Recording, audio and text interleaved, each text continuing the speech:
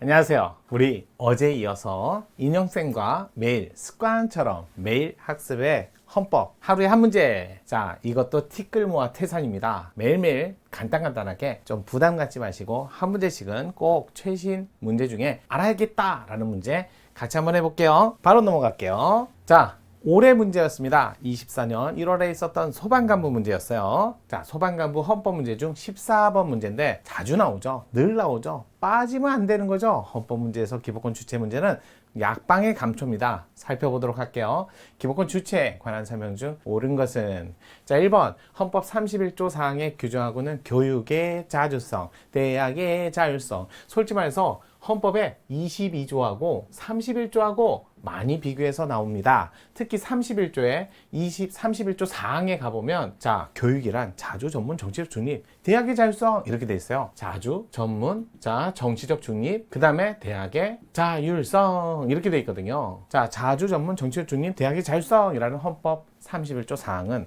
어차피 22조에 교육이라는 기본권, 자, 한마디로 학문이라는 기본권이죠. 제가 교육이라는 기본권을 전제로 해서 여기다 학문을 이렇게 비교하기 위해서 요거하고 비교. 요거는 31조 사항이고, 그 다음에 요거는 22조, 요걸 비교하기 위해서 이제 비교해서 조금 넣어놨는데요. 31조 사항에는 대학의 자율성을 해갖고 요 22조에 있는 내용을 여기다가 한마디로 조금 더 반복적으로 강조를 했다. 교육과 학문은 어찌됐든 대학에서 다 하는 거니까요.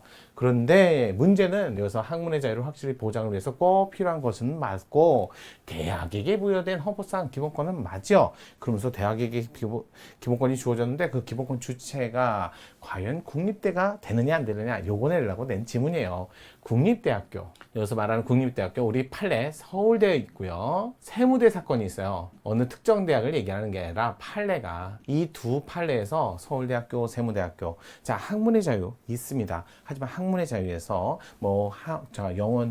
영원 불변하게 우리는 존속해야 돼요. 그건 인정하지 않잖아요. 그래서 학문의 자유가 인정된다라고 하면서 기본권 주체를 논의할 적에 국립대학교 대표 선수로 요 판례를 보니까 주체가 될 수 있다. 맞아요. 또 서울대학교, 세무대학교만 그러지 마시고요. 그들은 예전에 국립대학이었어요. 지금은 세무대학교, 국립대학은 남아있지 않습니다. 지금 세무대라는 건 전부 다 사립대고요. 여기 예전에 세무대학교 졸업하면 8급 공무원으로 임용이 되는 과정이 있었어요. 그래서 그런 거야. 지금은 사라졌고요. 1번이 옳은 지문이었어요. 나머지 지문도 살펴볼게요.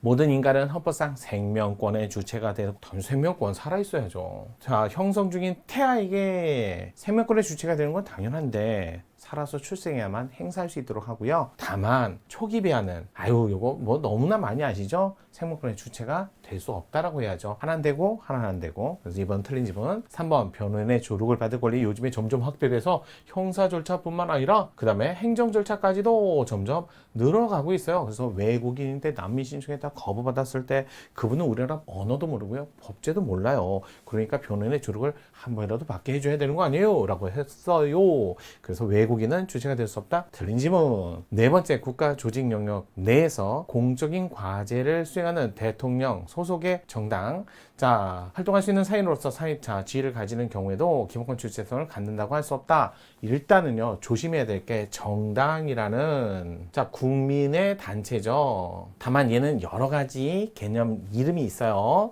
자, 의사 전달체 이런 말도 쓰고요. 자, 헌법재판소는 뭐 도관이다 이런 얘기하고 그 다음에 법인격이 없는 사단 이런 말도 쓰는 거. 그러니까 정당. 하지만 이 정당 내에 뭐가 있어요? 여기 이만큼 교섭단체라는 걸 둘 수 있잖아요.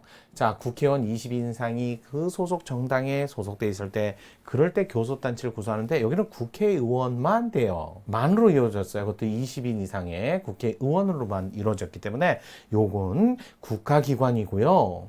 그것도 헌법상 국가기관이에요. 국회에 속하는. 그렇기 때문에 교섭단체는 기본권 주체가 될 수 없고 헌법재판소에서 권한쟁의를 할 수 있고 자, 정당은 기본권 주체가 될 수 있기 때문에 시도당이든 중앙당이든 가리지 않아요.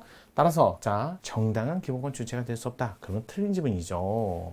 다섯 번째, 자본주의 경제 질서에서 근로자가 기본적인 생활수단을 확보하고 인간의 존엄성을 보장받기 위해서 최소한의 근로조건, 요거 근로조건 요거 많이 나오는데, 자 여러분 아마 근로 관련 기본권 그러면 32조 생각하실 거고요. 근로에는 두 가지 있죠. 일할 자리, 일할 환경, 요게 포함되어 있는데, 그 중에 일할 자리에 관한 성격은 이거는 국민에게만 인정되는, 따라서 외국인은 인정되지 않는다 이렇게 나오지만, 일할 환경 뭐뭐 있어요? 깨끗하고 안전한 환경에서, 그 다음에 자 똑같이 일했으면 똑같이 보수를 받아야죠. 정당한 보수. 근로조건 요것만큼은 뭐 국민이다 외국인이다 가리면 안 되잖아요. 따라서 요 경우는 외국인도 주체가 될 수 있다 이렇게 나와야죠. 당연히 국민은 되고요.